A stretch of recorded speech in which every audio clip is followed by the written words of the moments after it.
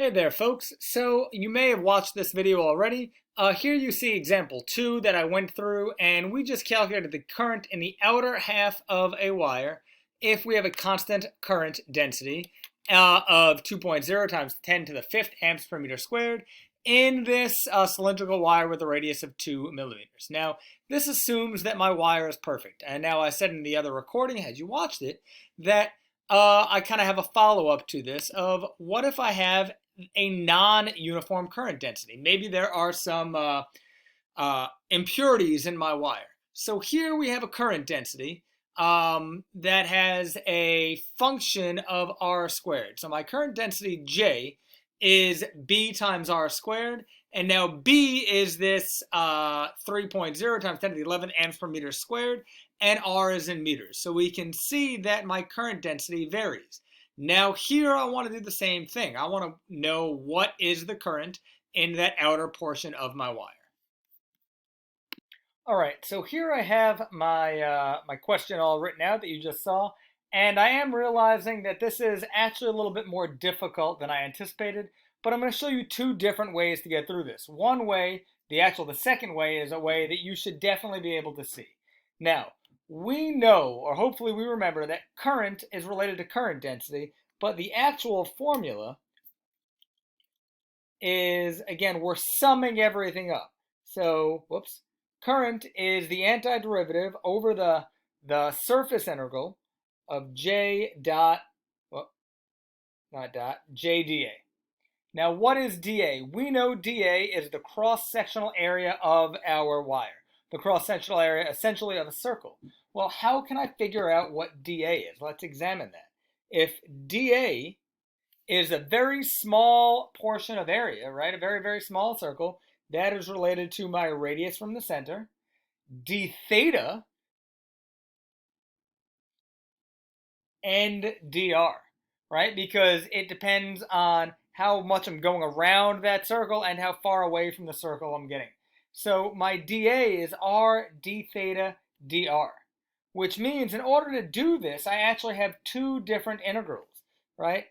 My current is actually the antiderivative about the radius and as I traverse the entire circle of what was given. J is in terms of B and R, right? So J was given as, where's J? J is BR squared, BR squared. And then I have a R, yep, and R dr d theta. So now if I wanted to do this, I'm going to say the current is equal to, when I have two integrals, and I don't think this is something you've ever seen, when I have two integrals, I can just separate them out. My r's play together and my thetas play together, right? The b is a constant, so my b comes out, and I'm going to take the antiderivative of, there's an r, so there's an r cubed, and r cubed dr, and I'm going from r over 2 to r. And I'm going to also take the antiderivative, that from 0 to 2 pi, about the entire wire. There's my d theta. So now when I take my antiderivative, I is equal to the b stays by itself. R cubed, the antiderivative, that's r to the fourth over 4. So that is going to be r to the fourth over 4. And that is going to go from r over 2 to r. And then I'm going to have the antiderivative of d theta from 0 to theta is just theta. So that is times theta from 0 to 2 pi. Now when I put all of that together, yeah, that looks like it's right. When I put all of that together, I'm going to end up with, all right, I'm going to look at this. I'm going to look at this 2 pi. This one is easier to do first. From 0 to 2 pi, that's just going to be 2 pi minus 0 is 2 pi. So I'm going to have I equals its multiplication. So 2 pi times b. And now I need to examine r to the fourth over 4. from r to r over 2. So that is going to be r to the 4th over 4 minus r to the 4th over 16, I think. So I'm going to have, oh, I don't think you can see on my screen anymore. There we go. So this is now finally going to simplify. I'm going to go up here so we can see. There we go. This is now going to simplify. I'm just going to rewrite I equals 2 pi times b of r to the 4th over 4 from r over 2 to r. And like I said, that's going to simplify. R to the 4th is going to be r to the 4th over 4 minus r over 2 to the 4th over 4, which is going to be r to the 4th over 16. My final current is going to be a 2, a pi, a b times r to the 4th power over 4 minus r to the 4th power over 16. And that is my general solution. Going to try and write it one more time just in case we can't see it because my camera's not the best. 2 pi times b, that whole thing, times r to the 4th over 4 minus r to the 4th over 16. And from there, that is much clearer. From there, now all I would need to do is plug in what I know. I know 3 times 10 to the 11th for b. I have my radius that was given in the previous problem. Yeah, the radius was given in the previous problem of, write it down, 2 millimeters. R equals 2.0 millimeters. And we can find out what the current is. Now, this might not have been as intuitive as you might want it to think, like thinking to yourself, how can I possibly do that? Well, I'm going to try and show you a different way. So we're just going to move over. I'm going to copy some of the important information down again. Let's see, what is that important information? I know that I is equal to the antiderivative about the radius of j dot dA.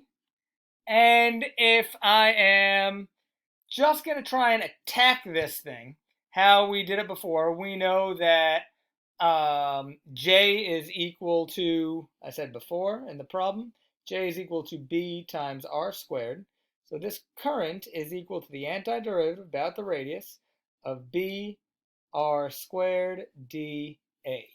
And that is where we got into this problem last time. Of now I needed to know that it was a double integral, it was hidden. But we've done this before. Now the first hint that we need to do something is that r squared and dA, r and a are both things that change and they don't play together. But we do know, we've had this trick, r squared and dA, or I should go the other way around. dA is actually in hidden terms of r. What is dA? dA is a very small area.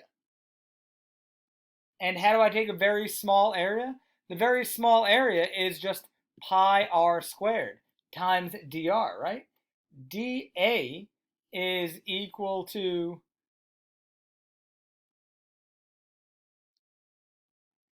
2 pi r dr. Whew, almost messed that up. 2 pi r dr, which means A is just pi r squared, right? A is just pi r squared. Now, if you don't see where I got that, if I take the antiderivative of A with respect to r, I come up with 2 pi r dr, right? So this is almost like a U substitution. So if I know this, I have my dA, and we can see that dA now can play with r.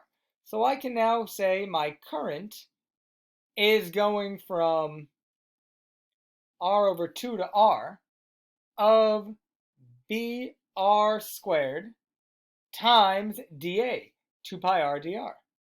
2 pi r dr. Well, that means my current is equal to the antiderivative from r over 2 to r of b r cubed. Yep, I have a 2 pi r cubed dr. Oh, I dropped the pi.